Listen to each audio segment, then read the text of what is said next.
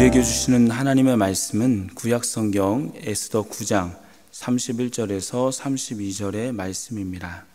정한 기간에 이 불임일을 지키게 하였으니 이는 유다인 모르드게와 왕후 에스더가 명령한 바와 유다인이 금식하며 부르짖은 것으로 말미암아 자기와 자기 자손을 위하여 정한 바가 있음이더라. 에스더의 명령이 이 불임에 대한 일을 경고하게 하였고 그 일이 책에 기록되었더라. 아멘. 오늘은 이상적인 마무리라는 제목으로 하나님 말씀 증거하도록 하겠습니다.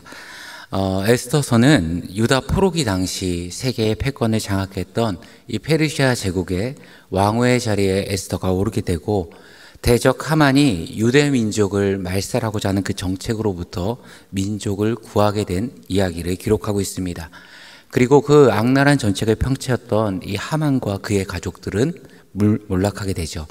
하지만 승리와 별개로 이 하만이 발효했던 유대 민족 말살의 법은 함부로 폐할 수 없기에 에스더게와 그의 사촌 모르드게가 새로운 법안을 발효하여 유다 민족이 살 길을 열었습니다.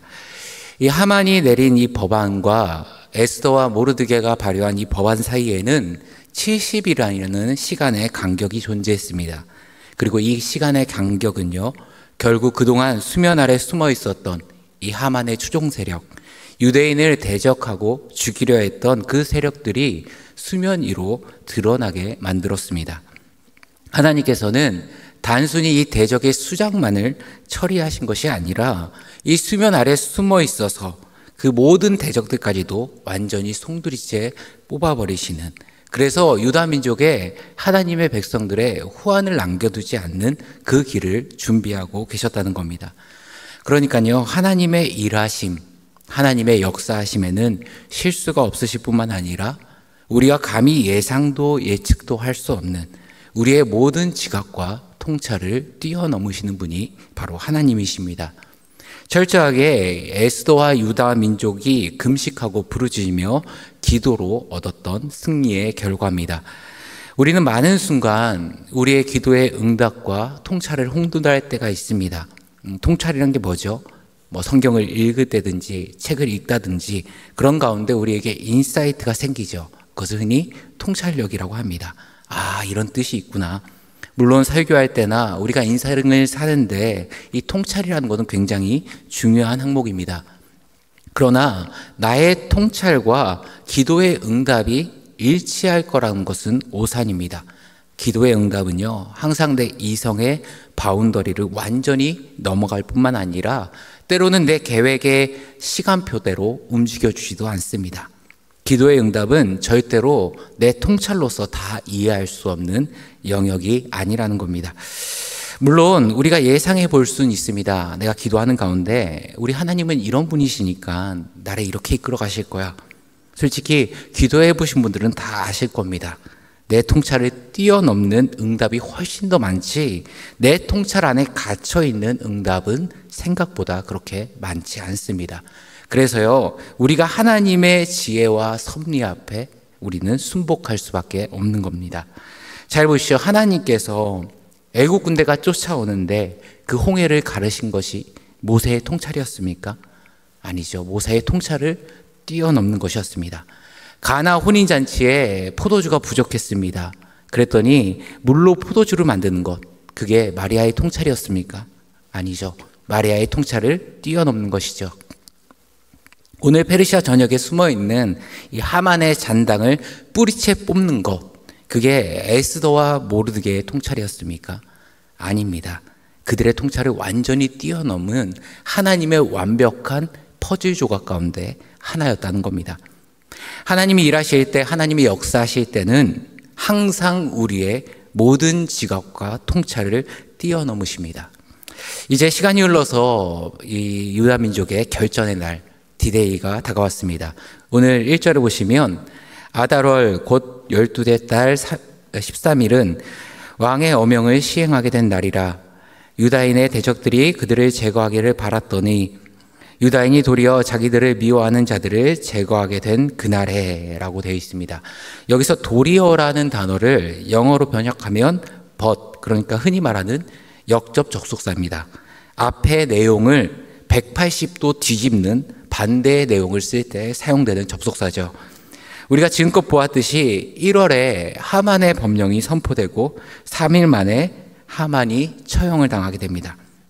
신속히 법안을 만들고 한 달 안에 모든 법령의 문제까지도 싹 다 해결할 수 있었겠죠.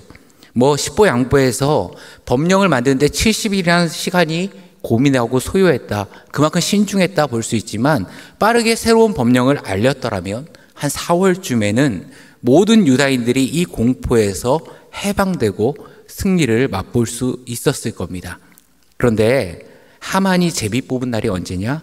12월 13일입니다. 왜 하필 12월 13일 한 해 끝에 제비를 뽑았을까 생각해 보셨습니까? 새로운 법령이 선포되고도 9개월 이상의 시간이 남아있는 겁니다. 그 기간 동안 유다인들은 뭘 했겠습니까?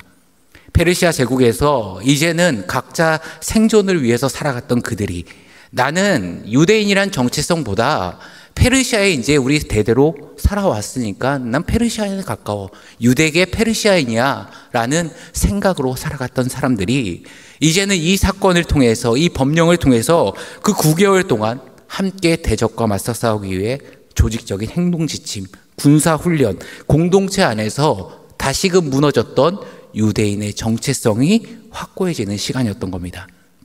또한 2절과 4절을 보면 유다인들이 그렇게 땀을 흘리면서 준비하는 동안에 하나님께서는 페르시아 나라 안의 분위기를 완전히 뒤바꿔 놓으십니다. 모든 민족이 유대인들을 두려워하였다. 이 말이 좀 더 쉽게 풀이하면요, 그들을 존경했고 이제 더 이상 함부로 대할 수 없게 되었더라입니다. 사실 이전까지는 유대인들은 수많은 페르시아 제국 내의 포로 민족 가운데 하나에 불과했습니다. 아무리 좋게 봐도요, 포로 출신이었고 식민지 국가 출신이었고 그 프레임을 벗어나지 못했는데, 이제는 왕후와 왕 다음의 권력자를 배출한 민족이 되었습니다.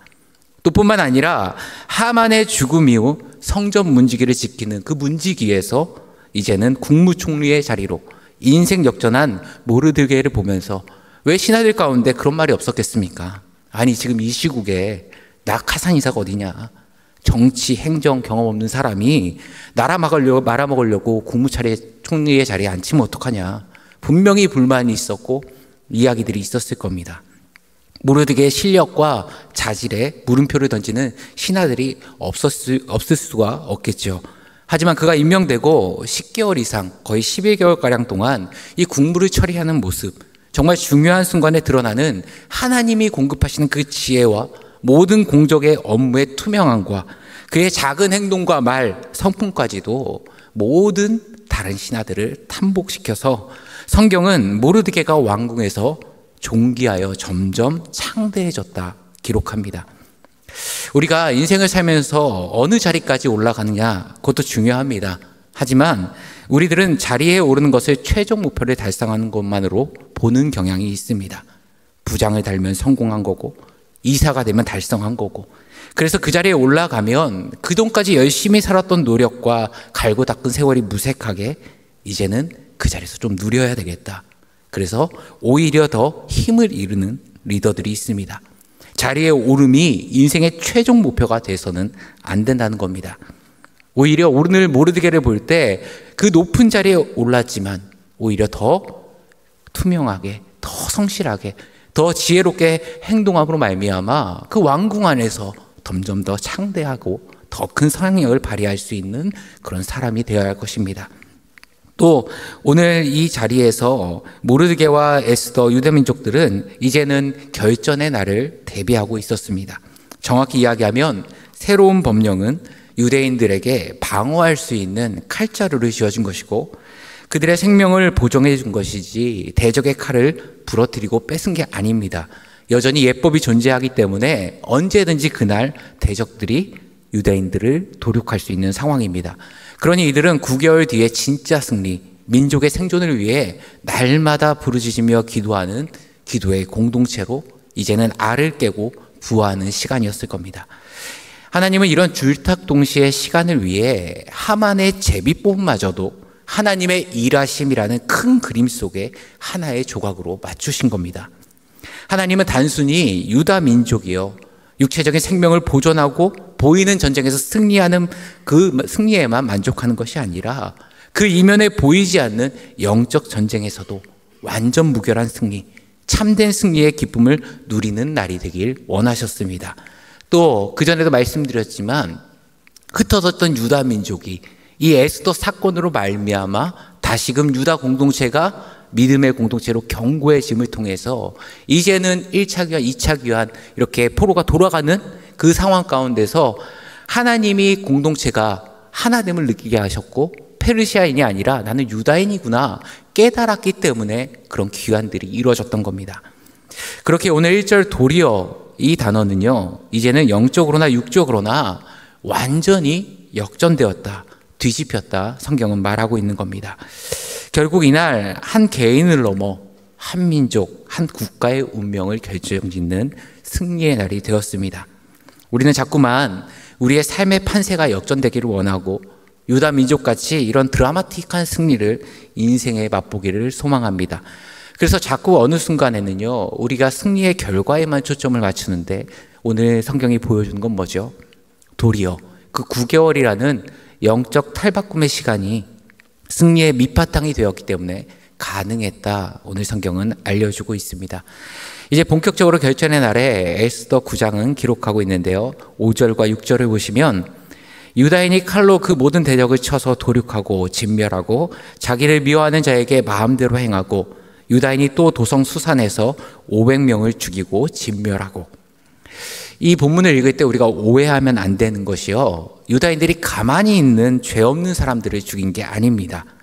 악한 동기를 가지고 끝까지 포기하지 않고 유다인들을 죽이려 했던 하만의 남은 추종 세력과 결전을 벌인 겁니다. 어디서 알 수 있냐? 8장 17절에 보면 왬의 어명이 이르는 각 지방 각 읍에서 유다인들이 즐기고 기뻐하여 잔치를 베풀고 그날의 명절로 삼으니 본토 백성이 유다인을 두려워하여 유다인이 되는 자가 많았더라. 이 9개월이라는 시간 동안요, 이미 유다인을 해하려 했던 자들 중에 포기한 자, 굳이 원수가 되고 싶지 않은 자들은요, 사회적인 어떤 선동에 이끌렸던 자들은 다 칼을 버렸다라는 얘기입니다. 그런데 그러면 지금 유다인들은 누구와 결전을 벌이고 있는가? 여전히 하만의 망령에 사로잡혀서 우리는 유다인들과 공존할 수 없어, 어느 쪽이든 끝을 봐야 되는 사람들, 아말렉의 후손들이 남아 상당수 페르시아에 생존하고 있었을 겁니다. 그리고 하만이 죽었는데 그 무리를 누가 준두지휘했겠는가? 성경은 우리에게 드러내지 않지만 넌지시 보여주는 게 그 중에 누구의 이름이 거론되냐? 하만의 10명의 아들의 이름이 거론됩니다. 아버지의 복수, 민족의 원수, 유다인과 공존하는 그 비굴함을 내가 선택할 바에는 싸우고 죽겠다. 그래서 그들 나름대로 준비하고 칼을 들고 유다인을 친 겁니다. 그 결전이 끝나고 그날 저녁 보고가 왕께 들어가는데 이때 왕이 한 번 더 에스더에게 소원을 물어보죠. 그랬더니 에스더가 2가지 소원을 이야기합니다.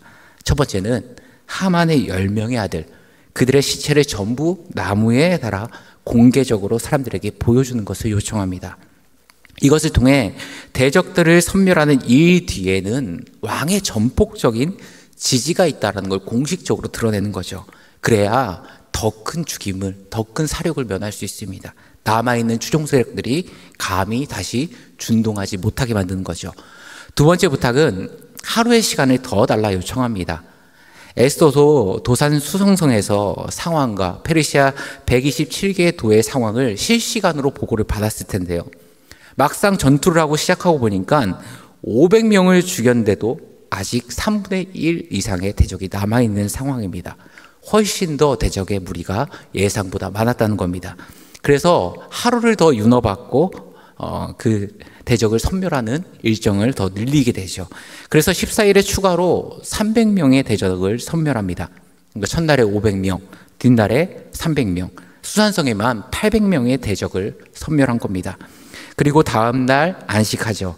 쉬고 승리의 잔치가 벌어지는데 수산성은 언제 벌어집니까? 15일, 13일과 14일 모든 전투를 마치고 나머지 127도의 지역은 14일 하루 만에 전멸 작업이 이루어지고 이때 도륙한 대적들이 7만 5천 명이었습니다.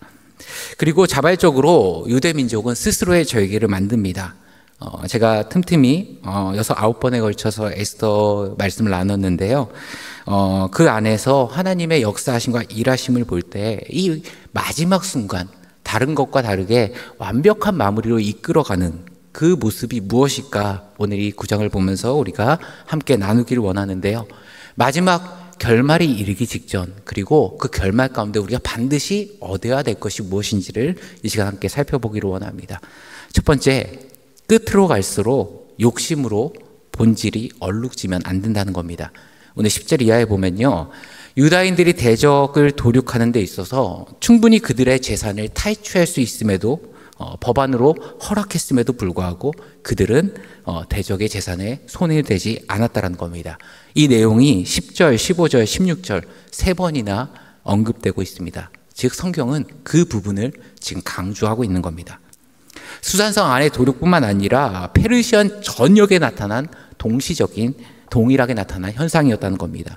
16절 보시면 왕의 각 지방에 있는 다른 유다인들이 모여 스스로 생명을 보호하고 대적들에게서 벗어나며 자기들을 미워하는 자 7만 5천 명을 도륙하되 그들의 재산에는 손을 대지 아니하였더라.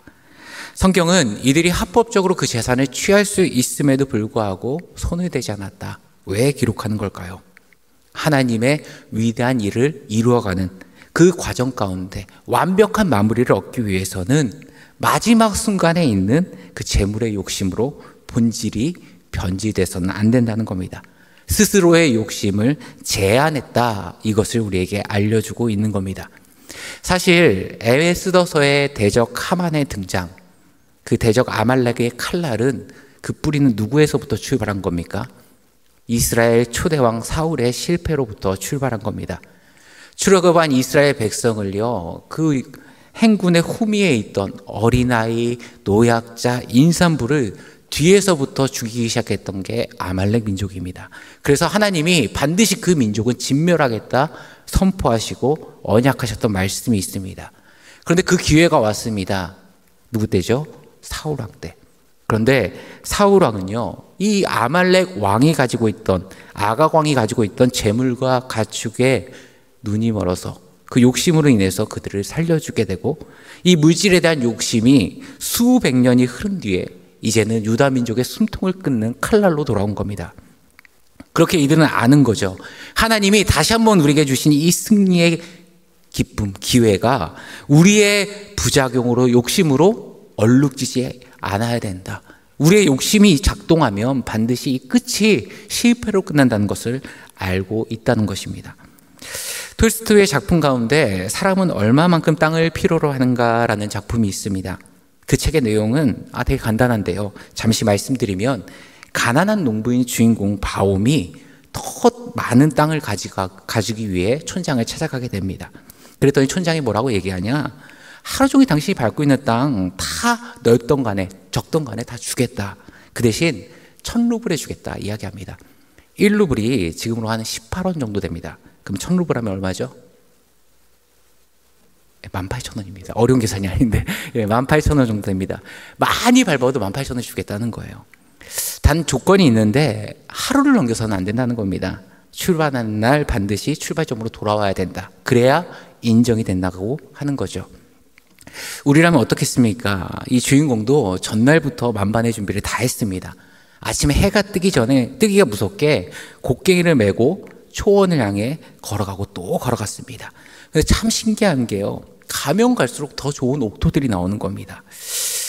이러다가 안 되겠는데, 그만 욕심 부리고 돌아가야 될 것 같은데, 그래, 그래도 딱 저 땅까지만 밟아보자. 그래서 마지막 구덩이를 파고 다시 출발점으로 뛰기 시작하는데요, 하루 종일 걸었더니 점점 몸이 힘들어지는 겁니다. 체력도 바닥나고 급한 마음에 서두르다 보니까 무리한 몸으로 걸을 때마다 버겁기 시작합니다. 그런데 쉬고 싶은데 쉬면 늦을 것 같죠. 결국 자신이 가지고 있는 모든 것을 다 내던지고 곡괭이만 들고 뛰기 시작합니다. 그렇게 사력을 다해서 출발점에 도착한 그는 쓰러지면서 늦지 않게 꼴이 나게 됩니다. 처음에 주어졌던 그 미션에 성공한 거죠. 그런데 그의 호흡은 결국 희미해지고 더 이상 일어날 수 없게 됩니다. 그리고 촌장의 하인은 그의 곡괭이를 집어들고 머리에서 발끝까지 딱 주인공의 키만큼의 무덤을 파고 그를 묻습니다. 결국 그가 하루 종일 열심히 뛰었지만 소유한 것은 자신의 몸 누일 만한 땅의 크기라는 겁니다. 미혹이란 말이 있습니다. 미끼로 물고기를 잡다, 올가미로 사냥하다라는 말인데요. 물고기가 가장 좋아하는 미끼가 지렁이라고 합니다. 그런데 아무리 지렁이가 좋아도요, 지렁이만 보고 덥석 물어보면 어떻게 됩니까? 바로 그 순간 튀김가루가 입혀지는 거죠. 지렁이에 왜 꼬챙이가 달려있지? 그걸 볼 수 있어야 됩니다. 왜 갈고리 같은 거에 줄이 있지? 저희 아저씨는 왜 옆에서 웃고 있지? 그걸 봐야 되겠죠. 저희 아저씨 옆에 뭐가 볼을 끓고 있네? 그걸 못 보면 결국 물고기는 뭐가 돼요? 딱 잡아먹기 좋은 매운 땅거리에 불과합니다. 지금 이스라엘 백성에게 던진 이 재물이란 건 미끼입니다. 아말렉을 진멸하는 그 순간 그 지렁이만 보고 덥석 물어버렸던 사울의 이야기가 그들에게 실패의 이야기로 존재했기 때문에 이제는 더 이상 물지 않고 본질적인 부분에 훼손되지 않게 나아가고 있는 거죠. 그렇게 우리가 어떤 일을 하고자 할 때 항상 마무리 부분에 재물뿐만 아니라 다양한 미끼들이 던져질 때가 있습니다. 어느 순간 나의 무책임함이 던져질 수가 있고요. 지침으로 인해서 피곤함이 던져질 수도 있고요. 또 내 욕심이라는 다른 미끼가 던져질 수 있고요. 항상 아름다운 마무리를 이루려고 할 때 90%까지는 다 잘 됐는데 그 끝에 그 미끼를 물어서 실패하는 경우가 있습니다. 그렇게 우리가 항상 이상적인 마무리를 하기 위해서는, 아름다운 결말을 맺기 위해서는 지금 내 앞에 던져진 그 미끼를 무는 것이 아니라 마지막까지 주님만을 바라보며 나아갈 수 있어야 됩니다. 두 번째는 은혜의 흔적을 남기라는 겁니다. 오늘 27절 보시면 뜻을 정하고 자기들과 자손과 자기들과 화합한 자들이 해마다 그 기록하고 정해놓은 때 이 두 날을 이어서 지켜 패하지 아니하기로 작정하고 각 각 집에서 대대로 이 두 날을 기념하여 지키되 이 불의미를 유다 중에서 패하지 않게 하고 그들의 후손들이 계속해서 기념하게 하였더라. 하나님의 능력과 일하심을 경험했습니다. 그런데 이것을 한 해, 두 해 정도 기억하다가 망각하는 것이 아니라 자손 대대 지켜나간다. 이건 무슨 뜻입니까? 우리 가문 가운데, 우리 신앙의 공동체 가운데, 우리 민족 가운데 지금 우리가 받은 이 은혜와 감격, 이 감사의 호흡을 길게 끌고 가겠다는 겁니다. 그래서 에스더가 그것을 위해서 한 가지 제안을 하죠. 22절 보시면 불임절은 슬픔이 변해서 기쁨이 된 날이기에 잔치를 베풀고 즐기며 서로에게 예물을 주고 가난한 자를 구제하는 이런 사랑과 나눔이 있는 절기입니다. 그런데 거기에 안정잔치 하나를 뭘 던지냐? 더 중요한 요소를 첨부하는데 그게 뭐냐? 금식을 첨부합니다. 금식함을 그 요소 가운데 주는 겁니다. 수천 년의 세월이 지나가면서 이 불임절이 그냥 다른 사람의 사랑을 나누고 잔치를 벌이고 즐겁게 즐기는 축제로 변질될 수 있죠. 그러면 아무리 은혜의 흔적을 품고 있어서도 그 정신이 변질되면 무슨 의미가 있겠습니까? 그렇게 에스더는 이 불임절 기간에 하나님의 섭리를 다시금 느낄 수 있도록 이 금식이라는 하나의 장치를 그 안에 넣어놓고 이 불임절이 가지고 있는 본질적인 의미와 감사, 그때의 감격이 사라지는 게 아니라 자자손손 수천 년이 흐르고도 온전히 전해질 수 있도록 안전장치를 마련한 겁니다. 그래서요, 유대 민족은요, 지금까지도 불임절을 지키고 있습니다. 몇십 세대를 걸쳐서 지금도 그 은혜의 흔적들을 모든 민족이 매년 되새기고 있습니다. 2500년이라는 세월이 지난 지금까지도 그들에게 이 감사의 호흡이 이어지고 있고 길게 끌고 가고 있는 겁니다. 그러니 어느 민족도 유대 민족을 함부로 대할 수 없는 거죠. 이게 은혜의 흔적을 소유한 민족의 힘이라고 할 수 있습니다. 우리도 마찬가지입니다. 사랑하는 성도님들, 여러분의 감사의 호흡은 얼마나 기십니까? 감사한 일이 뭡니까? 물어보면 지난주에 감사한 일이 있었어요. 아니면 지난달에 1년에 한참 전에 감사한 일이 있었어요. 이렇게 얘기할 수 있나요? 왜 우리는 감사한 일을 하면은 오랜 시간에 지난 것은 잘 기억 못하고 얼마 전의 일들만 기억할까요?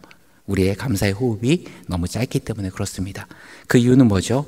감사하는데 그것을 우리 인생과 우리 가정과 우리 교회와 내 삶 가운데 은혜의 흔적을 남기지 않아서 우리의 기억이 유한해서 그 호흡을 오래 가져갈 수 없는 것입니다.